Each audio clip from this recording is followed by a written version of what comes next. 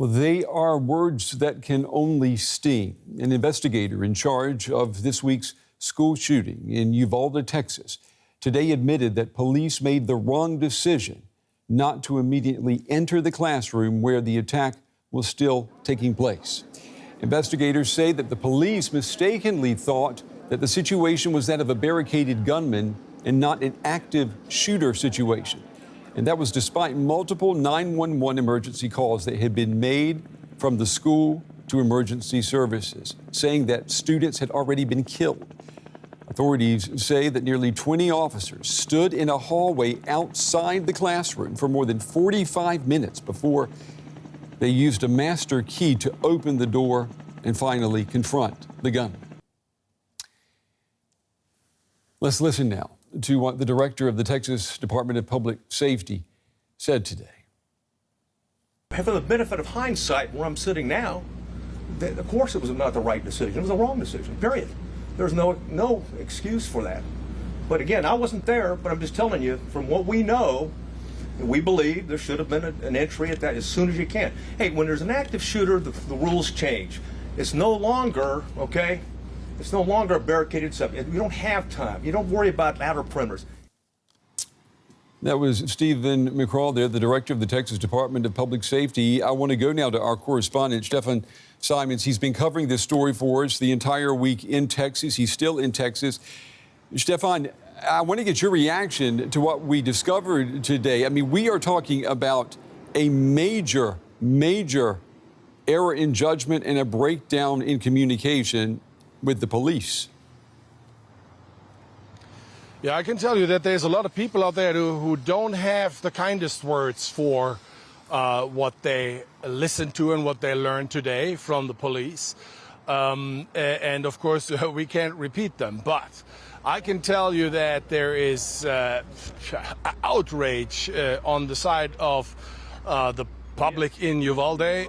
And just imagine the families. They heard this for the first time, too. So you lost your child, and 3 days in, after all this happened, you're still grief-stricken, and you want the world to end, or the world has ended for you. You get a press conference from the police, which we had asked for days, and that's a whole other story.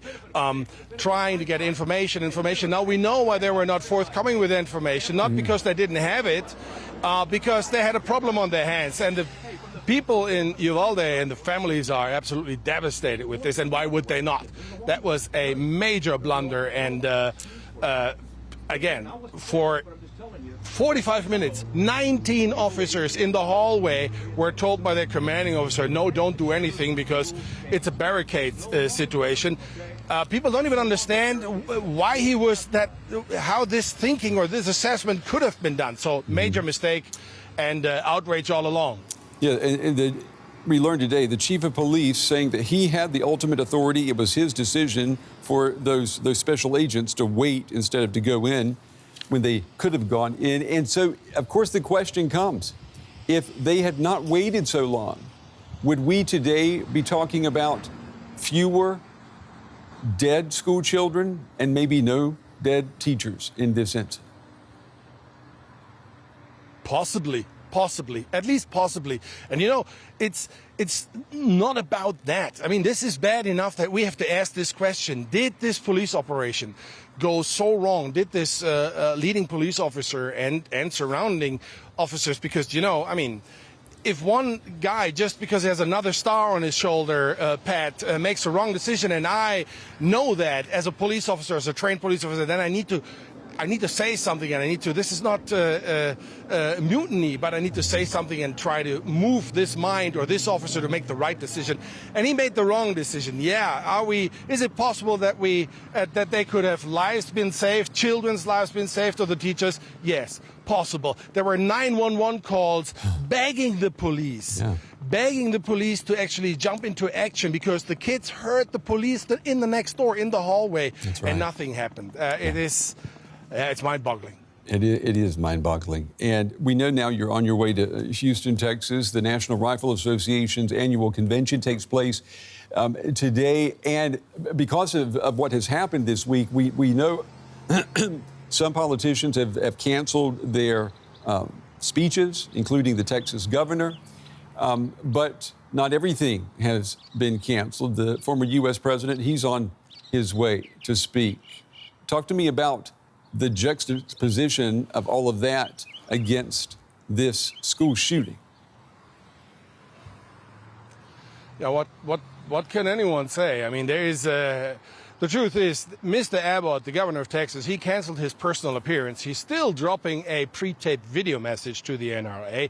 Ted Cruz, Senator Ted Cruz from Texas, is not withdrawing his participation tonight. He will show up at the convention. President Trump, as you mentioned, former President Trump, is going to come. This all looks so bad. It's bad optics. It's probably also bad politics.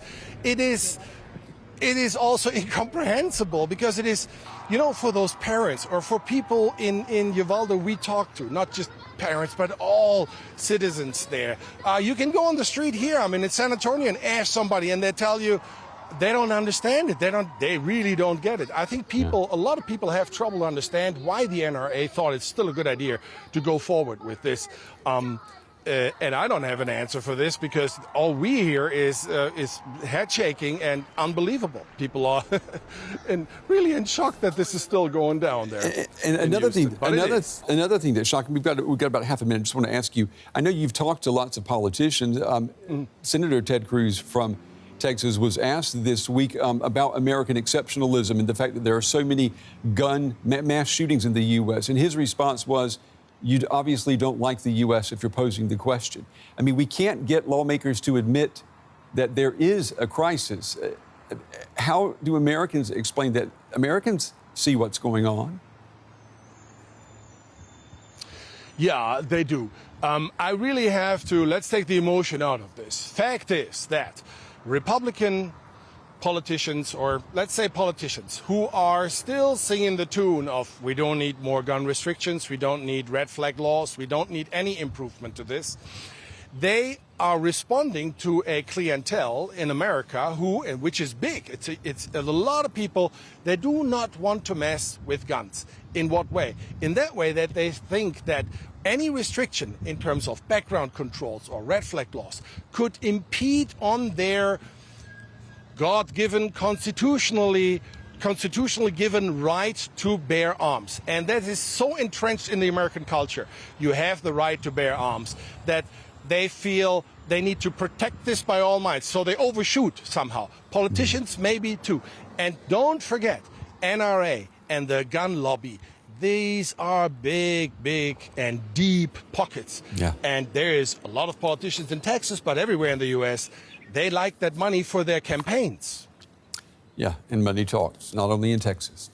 Our correspondent, Stefan Simons, on the story for us tonight in the state of Texas. As always, Stefan, thank you.